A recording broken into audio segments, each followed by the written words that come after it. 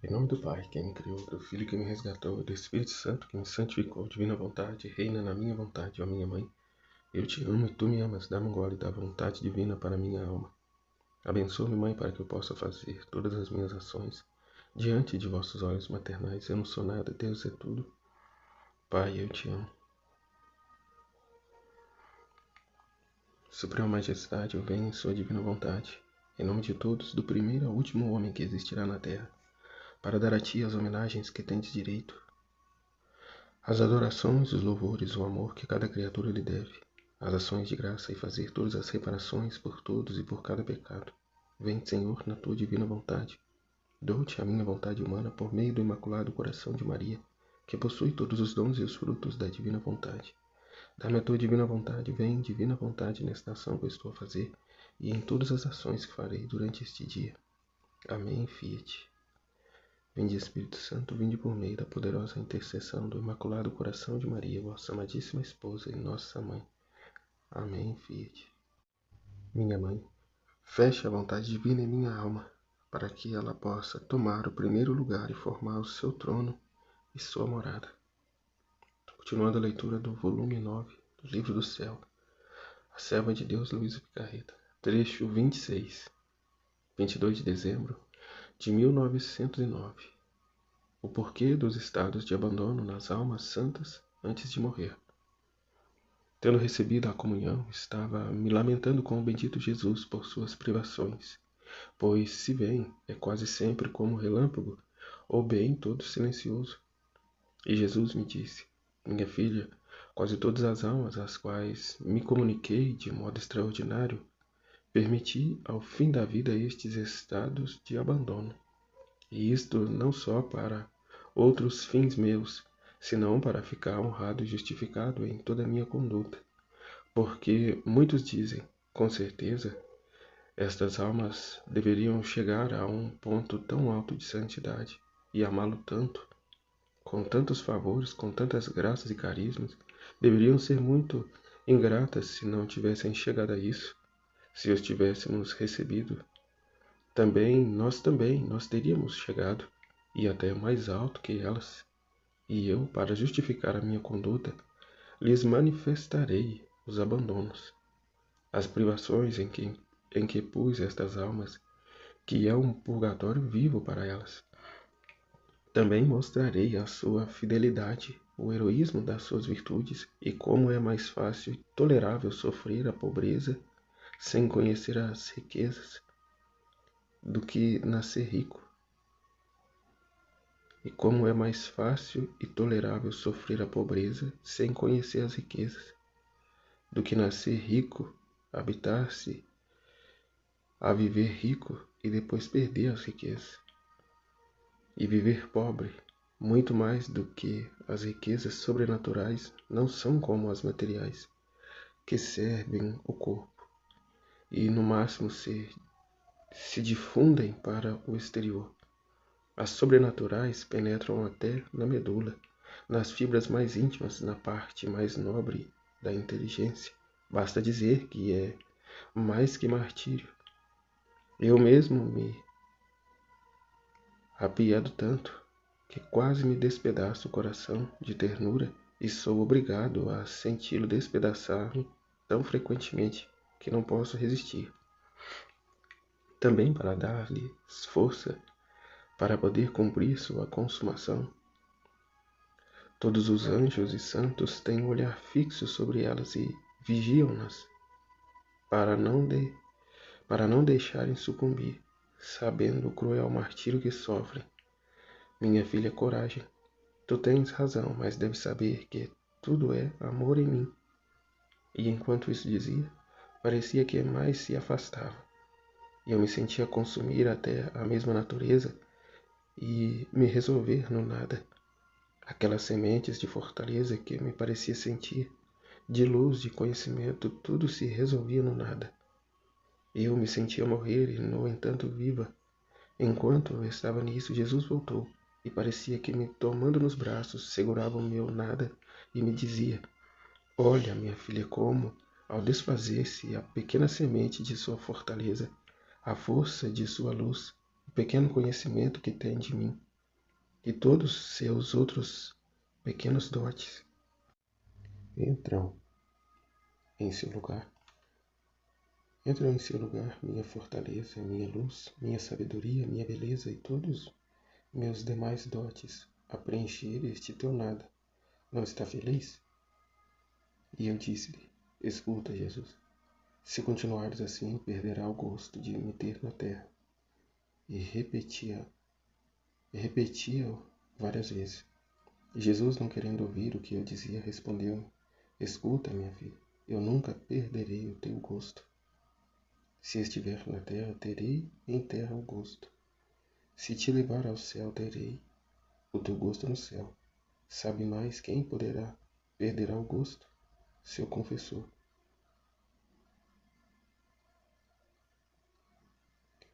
Trecho 27, 24 de fevereiro de 1910. Luísa não pode manifestar-se ao confessor. Esta manhã, na comunhão, lamentava-me com Jesus de que não se manifestara o meu estado, a quem devo. Sinto-me, sim, muitas vezes cheia dele. Parece-me que em toda parte o toco. E mesmo tocando-me a mim mesmo, toco a Jesus. Mas não sei dizer uma palavra. Não queria outra coisa senão perder-me em Jesus, na profundidade do mais absoluto silêncio. E se sou obrigada a falar, ó Deus, que esforço devo fazer? E me sinto como uma menina que tem um sono pesado e a querem despertar pela força, e por consequentemente faz birra. Então dizia a Jesus: de tudo me privaste, dos teus sofrimentos, de teus favores, de fazer-me ouvir a tua voz harmoniosa, doce e suave. Não me reconheço mais por como me reduzi. Se me fazes entender alguma coisa, é tão dentro que não encontro o caminho para sair fora. Diga-me, vida minha, como devo me comportar? E Jesus: minha filha, se me tens a mim, tens tudo, e isso te basta. Se te sentes cheia de mim, é sinal de que tenho na casa da minha divindade. Se um rico admitisse em sua casa a um pobre, é sinal de que dará ao pobre tudo o que lhe seja necessário, apesar de que não lhe fale sempre, de que não o acaricie. De outra maneira, seria uma desonra para o rico. E não sou eu mais que o rico? Então acalme-se e trate de manifestar a obediência o que possa. O resto deixa tudo a meu cuidado.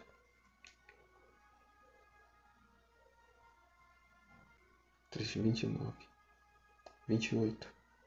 Trecho 28, 26 de fevereiro de 1910. Antes de morrer, a alma deve fazer morrer tudo no divino querer e no amor. Mantém-se o meu estado de privação habitual. E talvez ainda pior. Ó Deus, que baixo caiu. Jamais imaginaria chegar a tal termo. Mas espero, ao menos, não sair nunca, jamais, do cerco do seu santíssimo querer. Isto é tudo para mim. Gostaria de chorar por meu estado lastimoso, e alguma vez o faço. Mas Jesus me censura dizendo: queres tu ser sempre menina? Se vê que tenho que tratar com uma menina, não posso confiar em ti. Esperava encontrar em ti o heroísmo do sacrifício por mim. Em troca, encontro as lágrimas de uma menina que não quer o sacrifício. E assim, se eu chorar, ele se mostra mais duro e fizer uma de suas bravuras. Ele não virá nesse dia. Por isso devo forçar-me para não chorar. E digo a Jesus: tu dizes que por amor me privas de ti, e eu por amor teu aceito a tua privação. Por amor teu não choro, e se chegar a fazê-lo, mostra-se um pouco mais indulgente. De outra maneira, castiga-me mais forte, fazendo-me morrer continuamente e viver com sua privação. Então, tendo passado uma jornada semelhante, por quanto fiz, não pude deter as lágrimas, e Jesus me fez pagar como o merecia, até que, avançada a noite, tendo compaixão de mim, como se tivesse aberto uma janela de luz em minha mente, Jesus se fez ver e me disse: não queres entendê-lo? Que antes de morrer deves morrer a tudo, ao sofrer, aos desejos, aos fervores, a tudo. E tudo deve morrer em meu querer e em meu amor. O que é eterno no céu é minha vontade e o amor. O que é eterno no céu é minha vontade e o amor. Todas as outras virtudes terminam. Paciência, obediência, sofrimento, desejos. Só minha vontade e o amor não terminam jamais. Por isso, em minha vontade e no amor deves fazer morrer tudo antecipadamente. A todos os meus santos, e eu mesmo não quis evitar-me de ser abandonado pelo Pai, para morrer em tudo no querer e no amor do Pai. Oh, como teria querido sofrer mais! Oh, quanto desejava fazer mais pelas almas! Mas tudo isto morreu na vontade e no amor do Pai. E assim fizeram as almas que verdadeiramente me amaram. E tu não queres compreender? Cristo 29, 8 de março de 1910. A reta intenção é luz à alma. Esta manhã, brevemente, o bendito Jesus veio e me disse: minha filha, a reta intenção é luz à alma. Converte-a em luz e lhe dá um modo de agir ao divino. A alma não é outra coisa que uma estadia obscura. E a reta intenção é como o sol que entra e a ilumina. Com esta diferença que o sol não converte os muros em luz, e o reto obrar transforma tudo em luz. Ou seja, os muros são os pensamentos humanos, a pessoa voltar a si mesma, a sua resistência.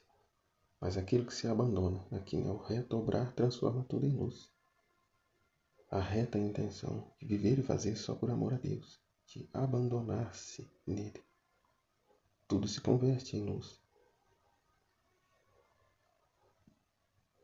Trecho 30, 12 de março de 1910. A divina vontade aperfeiçoa o amor, o modifica, o restringe, o engrandece no que é mais santo e perfeito.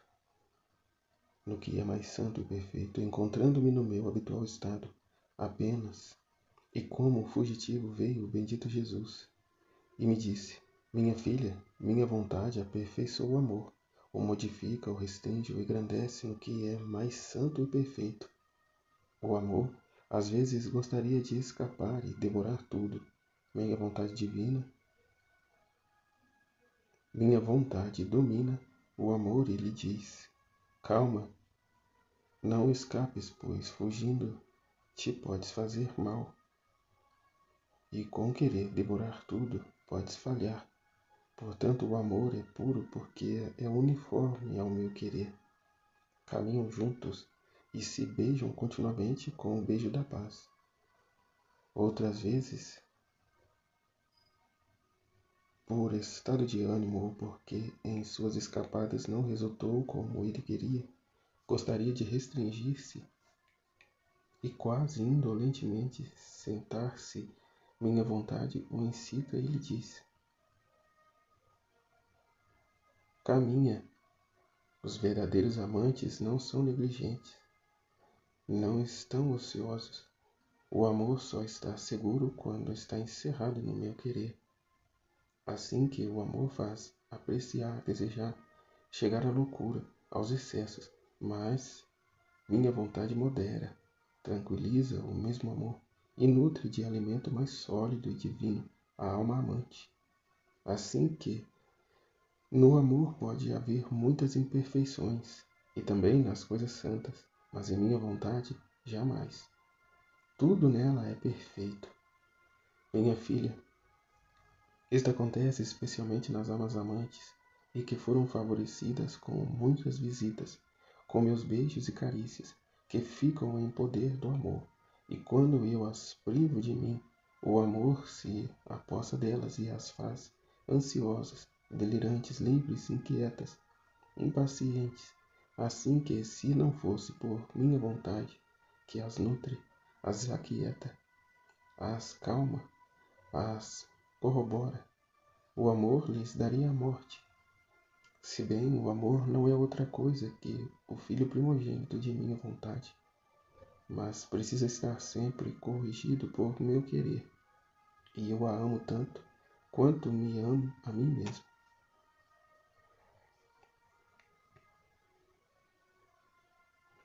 Trecho 31, 16 de março de 1910.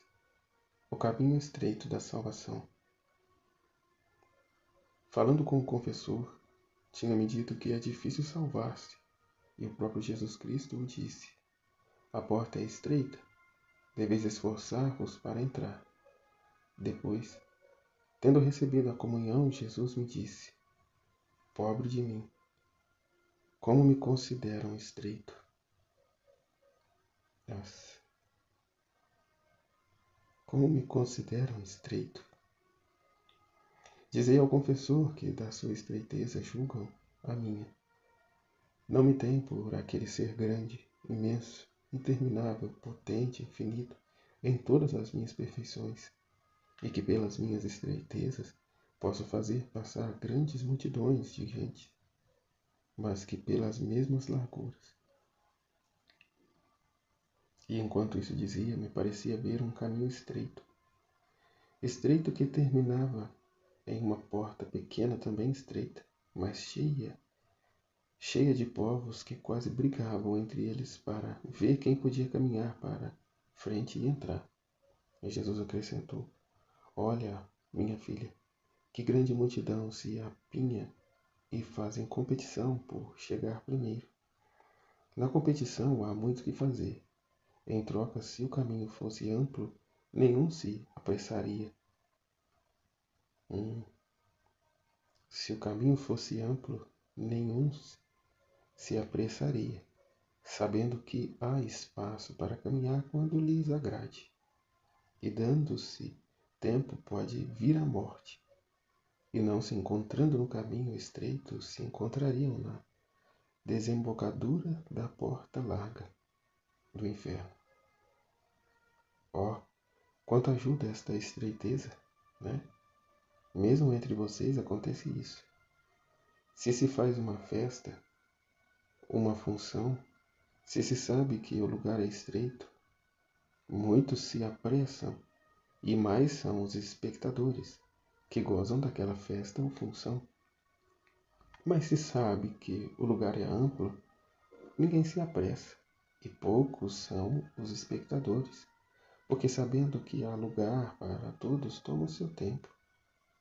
E quem chega à metade, quem no final, quem acha que já tudo terminou e não goza de nada, assim teria sido o caminho que leva à salvação fosse largo. Poucos se apressariam e poucos teriam sido à festa do céu. Teriam ido, né, à festa do céu.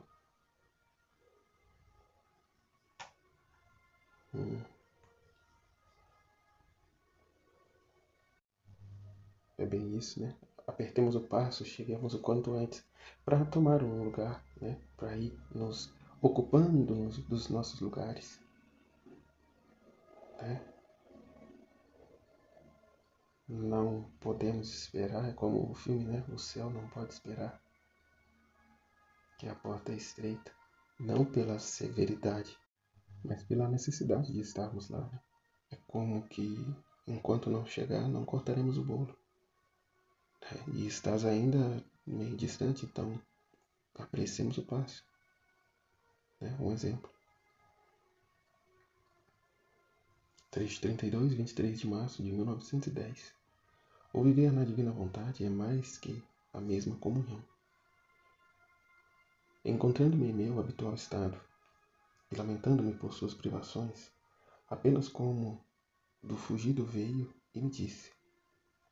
Apenas como de fugido veio e me disse.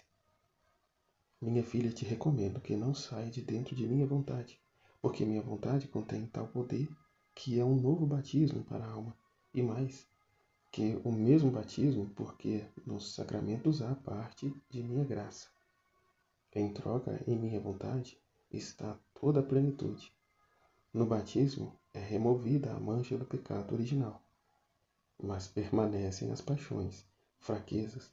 Na minha vontade, destruindo a alma ao próprio querer, destrói as paixões, as fraquezas e tudo o que é humano, e vive das virtudes, da fortaleza e de todas as qualidades divinas. Eu, ao ouvir isso, dizia entre mim: dentro de pouco dirá que sua vontade é mais que a mesma comunhão. E ele acrescentou: certo, certo, porque a comunhão sacramental dura poucos minutos. A minha vontade é comunhão perene. Antes é eterna, que se eterniza no céu. A comunhão sacramental está sujeita a obstáculos por doenças, por necessidades ou por parte de quem a deve administrar. A falta de um sacerdote, a necessidade de um sacerdote.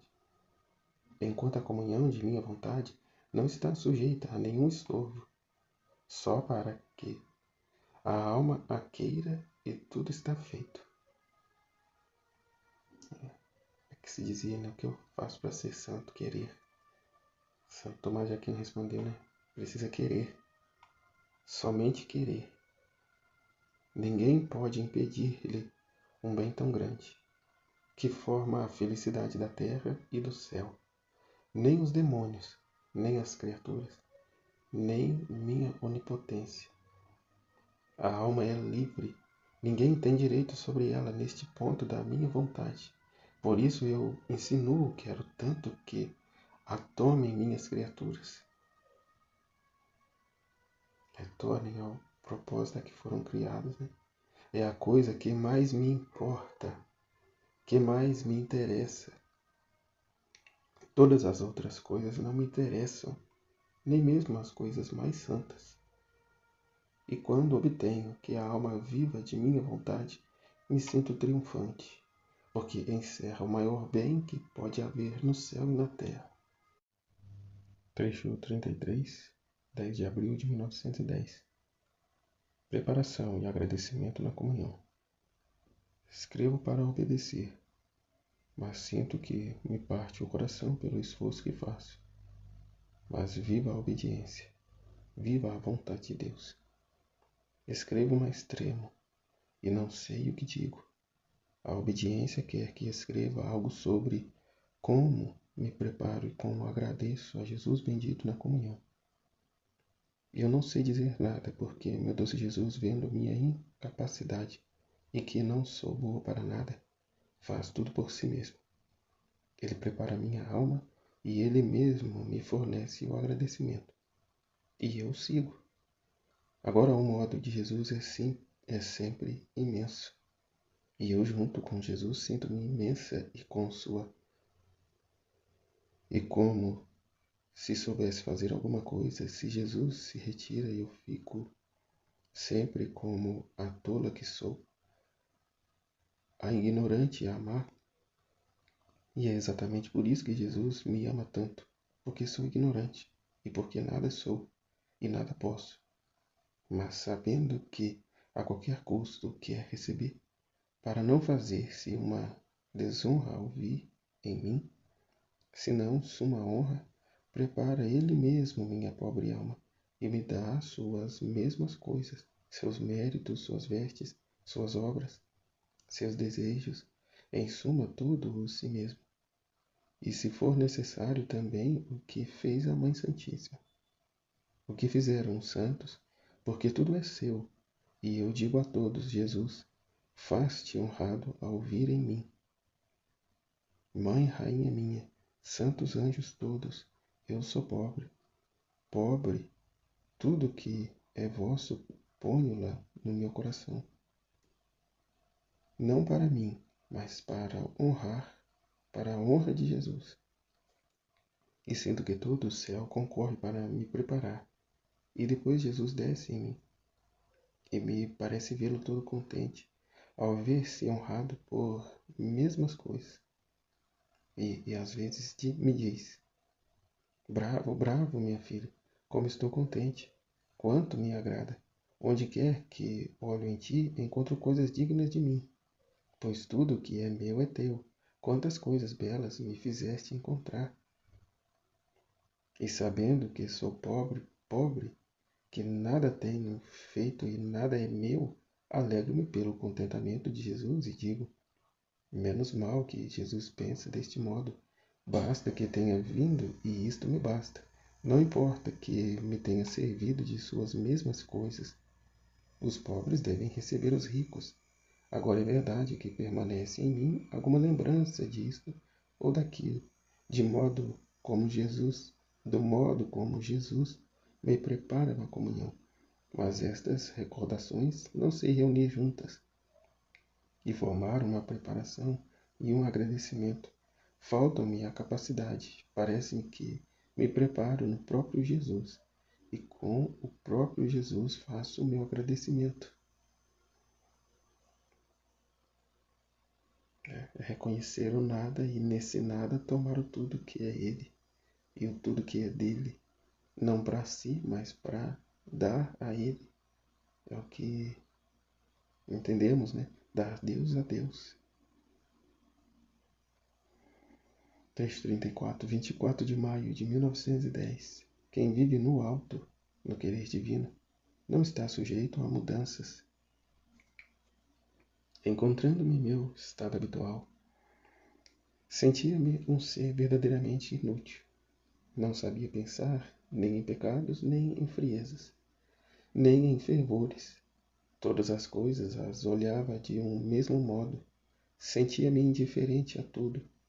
De nenhuma coisa me ocupo, senão só do querer santo de Deus, mas sem ansiedade, na mais perfeita calma. Então, eu disse entre mim mesmo: que estado é o meu? Eu tinha pelo menos o pensamento de meus pecados, e ainda parece que estou contente. Ó Santo Deus, que desgraça é a minha! Enquanto dizia isto, o bendito Jesus veio e me disse: minha filha, aqueles que vivem no baixo, respirando o ar que todos respiram, estão obrigados a sentir as diversas mudanças dos tempos, isto é, o frio, o calor, a chuva, o granizo, os ventos, a noite, o dia. Mas quem vive no alto, onde o ar termina, não está sujeito a sentir estas mudanças de tempo, pois aqui não há outra coisa que perfeito dia. E não sentindo estas mudanças, naturalmente não tem nenhum pensamento sobre eles. É claro. Assim acontece a quem vive no alto e só de ar divino. Sendo meu ser não sujeito a mudanças, sempre igual, sempre pacífico e em pleno contentamento, que maravilha que quem vive em mim, de meu querer e de meu próprio ar, de nenhuma coisa se dê pensamento. Então você gostaria de viver no baixo? Como vive a generalidade, ou seja, fora de mim, de ar humano, de paixões e etc.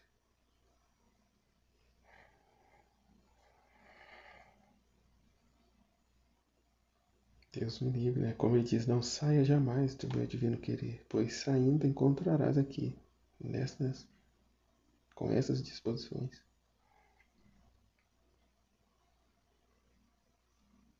Né? Pelo contrário, busque adentrar ainda mais, né? Ascender tanto cada vez mais.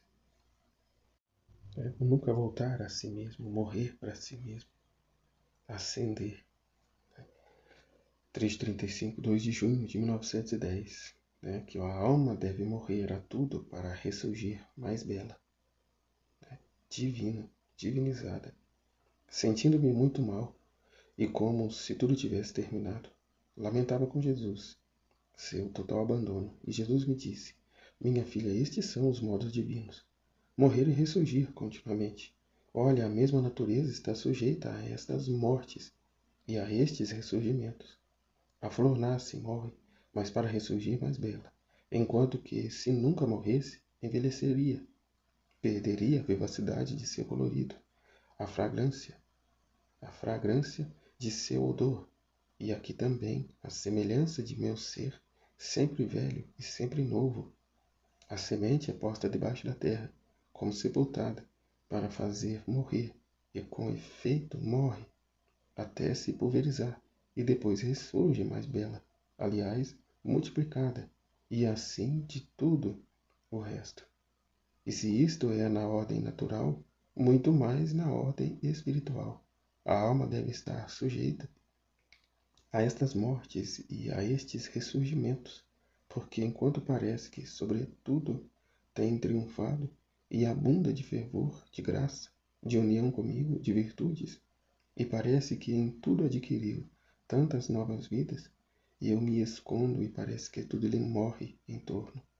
Eu dou golpes com um verdadeiro mestre e o ajudo a fazer tudo morrer.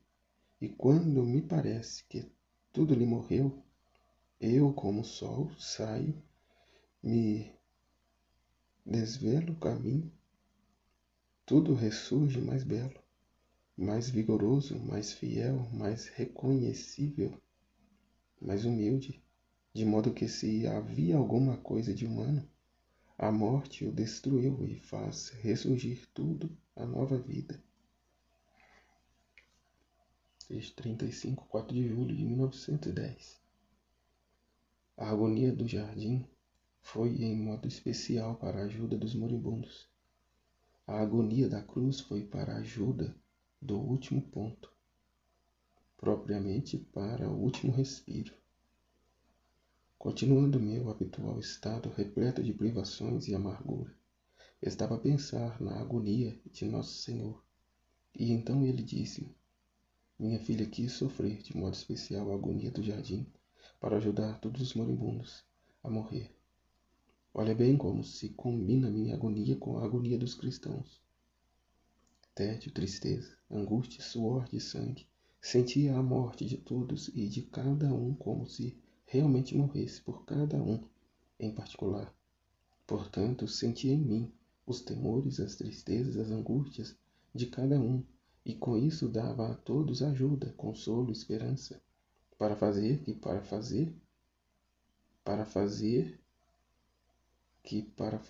com que, como eu sentia suas mortes em mim, para que eles pudessem ter a graça de morrer todos em mim, como dentro de um só fôlego, com meu alento, e súbito beatificá-los com minha divindade. Se a agonia do jardim foi de modo especial para os moribundos, a agonia da cruz foi para a ajuda do último momento, especialmente para o último respiro. Ambas são agonias, mas uma distinta da outra. A agonia do jardim cheia de tristezas, de temores, de afazeres, de espantos. A agonia da cruz cheia de paz, de calma, imperturbável. E se gritei, tenho sede, era sede insaciável, de que todos pudessem expirar em meu último respiro. E vendo que muitos se saíam do meu último fôlego, pela dor gritei, tenho sede. E este tenho sede continuo a gritar a todos e a cada um, como caminha à porta de cada coração. Tenho sede de ti, ó alma. Ah, não saia de mim, se não entra em mim e expira comigo. Assim são 6 horas da minha paixão que dei aos homens para bem morrer. As 3 horas do jardim foram para a ajuda da agonia, as 3 da cruz para a ajuda no último suspiro da morte. Depois disso, quem não deve olhar sorridente para a morte? Muito mais para quem me ama, para quem procura sacrificar-se sobre a minha própria cruz. Veja como é bela a morte e como faz mudar as coisas. Em vida foi desprezado. Os mesmos milagres não fizeram os efeitos de minha morte. Ainda sobre a cruz houve insultos, mas assim que expirei, a morte teve a força de mudar as coisas. Todos se golpeavam, o peito, confessando-me por verdadeiro Filho de Deus. Meus mesmos discípulos tomaram coragem, e mesmo aqueles ocultos se fizeram atrevidos e pediram o meu corpo, dando-me honorável sepultura. Céu e terra, a plena voz, me confessaram Filho de Deus. A morte é uma coisa grande e sublime, e isto acontece também para meus próprios filhos, em vida desprezados, pisoteados. Aquelas mesmas virtudes que com luz deveriam brilhar entre aqueles que os rodeavam, ficam meio veladas. Seus heroísmos no sofrer, seus abnegados, seu zelo pelas almas, lançam claridade e dúvidas nos presentes. E eu mesmo permito estes véus para conservar com mais segurança a virtude de meus amados filhos. Mas, mal morrem, estes véus vão sendo mais necessários. Eu retiro-os e as dúvidas se fazem certezas. A luz se faz clara e esta luz faz apreciar seu heroísmo. Faz-se então apreço de tudo, mesmo das coisas mais pequenas, assim que o que não se pôde fazer em vida, a morte o supre. E isto é para o que acontece aqui embaixo. E pelo que acontece lá em cima, é propriamente surpreendente e invejável a todos os mortais. Glória a Deus.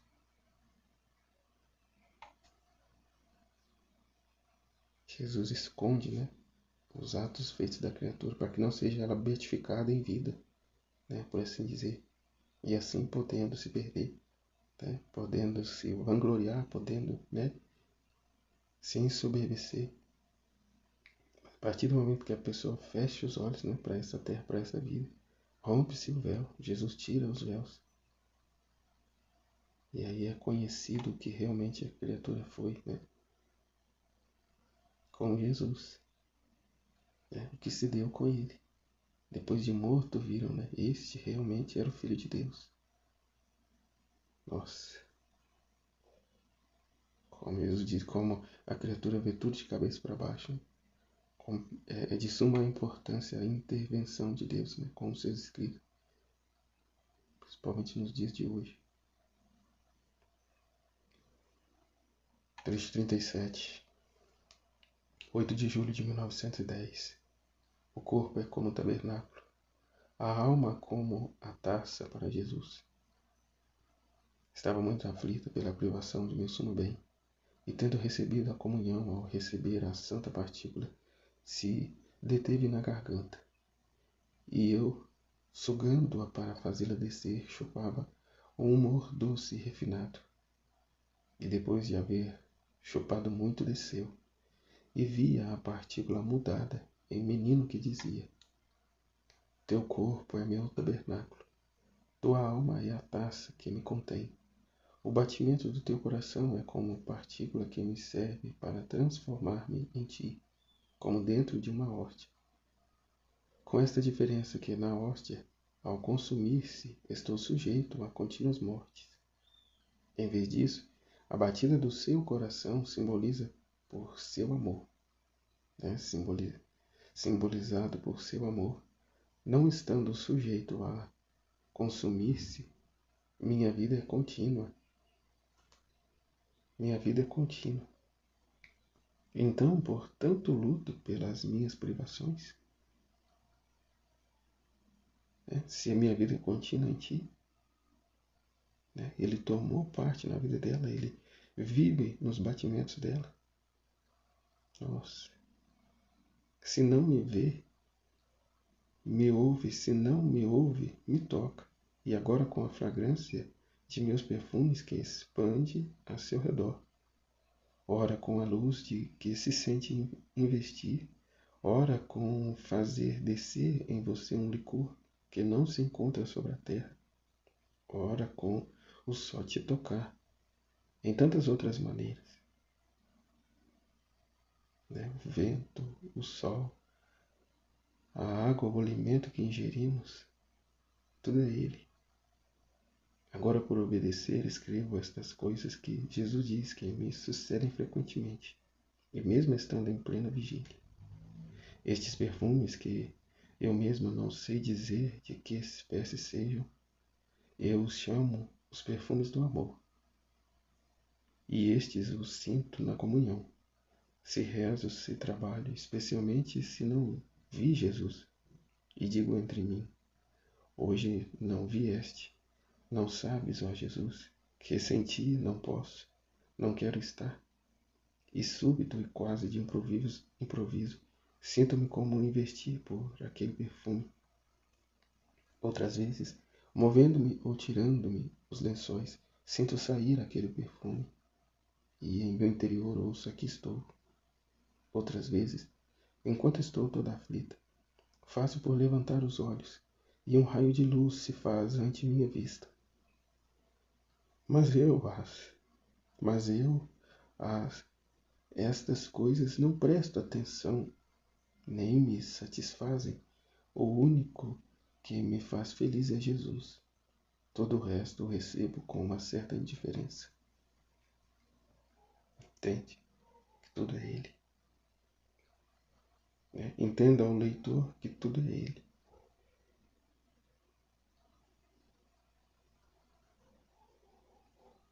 Escreveu só por obedecer. Ela não entendeu o que escreveu, mas o leitor entenderá. O leitor entenderá. Que rezamos, Ele está no meio de nós. Nossa. Então, diante disso, quem me vem, Tudo é Deus. A comida, a água, um suco, uma brisa suave, o sol, a cama que temos para dormir, se nos assentamos na cadeira, sobretudo aqui para ler o livro do céu, é a criança sentada no colo do pai, recebendo as instruções do pai. E aí o que me vem, e aquele pobre que não tem onde dormir, que não tem o que comer, privado de todo conforto, de todo, até do básico. Este não tem Deus. Pelo contrário, este o tem. E o tem até em uma maior proporção, no sentido em que, como diz no trecho, se privado das coisas terrenas, se nos privamos das coisas deste mundo, o teremos em graça, em glória no céu. E mais, é Jesus quem sofre neles. Eles sofrem, se tivessem a consciência, o conhecimento da divina vontade, ofertariam as suas vidas a Deus toda a situação que vivem, porque é a vida de Cristo, o desprezo, o abandono, a indiferença. E ou seja, só Deus os recolhe, só Deus os conforta, só Deus é a esperança deles. E tendo se dado a Deus em vida, Deus se dá a eles no céu. Mas é preciso a consciência, porque se permanecem em suas vontades humanas, muitos até se revoltam contra Deus. Justamente nesse sentido. Se Deus existe, por que eu vivo essa situação? Então, é de suma importância nos conscientizar, o conhecimento divino, a luz do sol, nos expor a esse sol. Estar exposto nesse sol, recebendo esses raios de conhecimentos divinos. Calando a nossa vontade, morrendo para a nossa vontade. Nossa. Trecho 38, 29 de julho de 1910. As duas colunas onde a alma deve apoiar-se. Que eu sei que, continuando minha condição habitual, eu me sentia muito mal. E fiquei impressionada porque também o confessor me disse que eu estava muito mudada do meu estado primeiro. E que se não fosse assim, Jesus viria. Então, tendo recebido a comunhão, lamentava-me com o bendito Jesus destas suas privações. E pedia-lhe que tivesse a bondade de me dizer qual é o mal que faço. Porque gosto daria a vida antes que desagradá-lo, ele dizia. Porque com gosto daria a vida antes que desagradá-lo, ele dizia. Quantas vezes te disse que se vês que estou por te ofender, ainda minimamente me faças morrer? E Jesus me disse: minha filha, não te aflijas.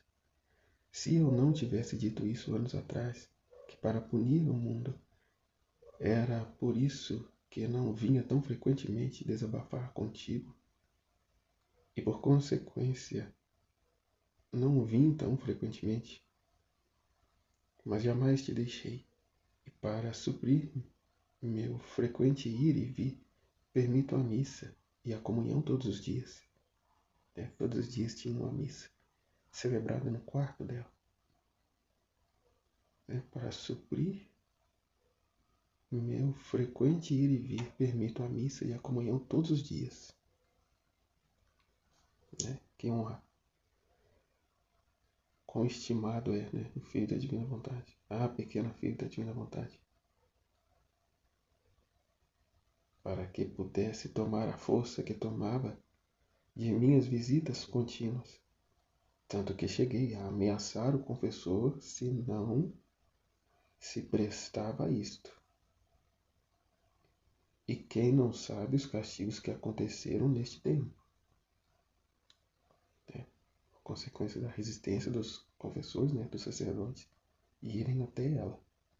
Cidades inteiras destruídas, rebeliões, o retiro da graça dos maus e até dos mesmos religiosos maus, de modo que aqueles venenos, aquelas chagas que tinham dentro, as vão tirando fora. Ah, não posso mais. Os sacrilégios são enormes, porém tudo isto é nada, ainda em comparação aos castigos que virão. Assim, se não o tivesse dito antes, teria certa razão para te alarmar. As colunas sobre as quais deves apoiar-te para poder viver com plena segurança, uma é minha vontade, e minha vontade não pode haver pecados. Minha vontade faz em pedaços todas as paixões e pecados, melhor, as pulveriza até destruir suas mesmas raízes. Sustentada na coluna da minha vontade, as trevas se mudarão em luz, as dúvidas em certeza, a esperança em possessão. A segunda coluna, sobre a qual deves apoiar-te, é a vontade firme e a atenção contínua a não me ofender. Ainda minimamente, dispor teu próprio querer a sofrer tudo, a enfrentar tudo, a submeter-se a todos antes de desagradar-me. Quando a alma vê que está continuamente apoiada sobre estas colunas, que formam mais que sua própria vida, pode viver mais segura que se vivesse em contínuos favores meus, muito mais que este seu estado o permite para dispor-te a partir desta terra. Permito para dispor-te a partir desta terra. Ser o que Ele quer que ela seja. E assim cada um de nós. Tendo que uma coluna é a vontade de Deus, a que devemos nos apoiar, e a outra coluna que devemos nos apoiar é a correspondência. O estar fixo nele. O morrer para si mesmo e viver o propósito dele, a vontade dele. 339, 3 de agosto de 1910. O pecado voluntário decompõe os humores da alma, encontrando-me não meu estado habitual. Assim que Jesus me disse: escuta, minha filha, as misérias, as fraquezas, são meios para encontrar-se, não porto da divindade. São meios para encontrar-se, seria no porto da divindade. Porque a alma, sentindo o fardo das misérias humanas, aborrece-se, se enfastia e procura desembaraçar-se de si. Desembaraçando-se de si, já se encontra em Deus. Né? Aqui, ó.